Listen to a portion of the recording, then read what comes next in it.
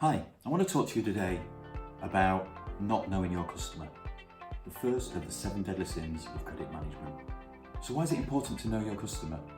A number of reasons really, and it's all to do with getting paid. By knowing who your customer are, where they reside, where their business premises are, their legal entity, their financial position, all these sorts of details, the more information we've got, the greater the likelihood of us getting paid on time, the lesser the risk of us not getting paid, of that payment being delayed, or worst case scenario, having to take them to court and having to write that debt off.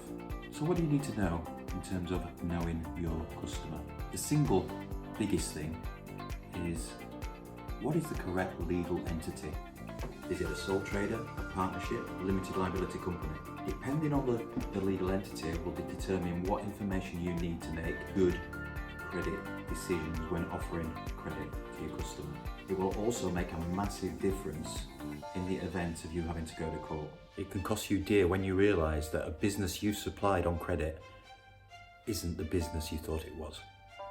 Fail to get the correct information and you're unlikely to elicit any sympathy or resolution in a court of law.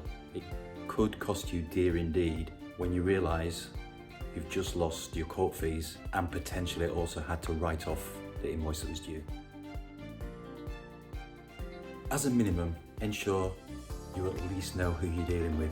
The information is readily available, you just need to do a bit of due diligence around it. Whether that's you doing it all by yourself, whether it's using getting a credit report from professional firms like ourselves, or a combination of both. It will depend on the value of the invoice. You don't have to do it to everybody, but what you've got to realise is that any work that you do, if the value of that would potentially cause you financial hardship, worst case scenario, actually put you into liquidation, into insolvency, the investment in a credit report and doing good due diligence, the time involved in that, is absolutely minimal compared to the risk associated with it if things go wrong. Do your own research.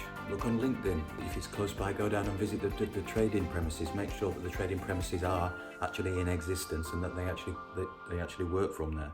Ring any numbers that you can find around the business. Get referrals from other businesses. You can check Companies House if it's a limited company. It's a free service, beta.companies house.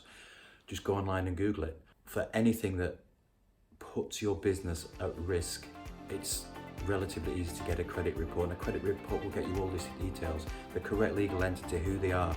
If you do it right, it will also tell you the residential address. If it's a sole trader, it will pull information from Companies House. It might use a couple of different credit reference agencies to pull information on the business, the financials, their accounts, the trading history probably over the last 3 years, may include financial ratios if you want to go into that much detail, a list of the directors and associated companies. It's all just really good due diligence to protect your business and ensure that the work that you put a lot of hard effort and time into actually gets paid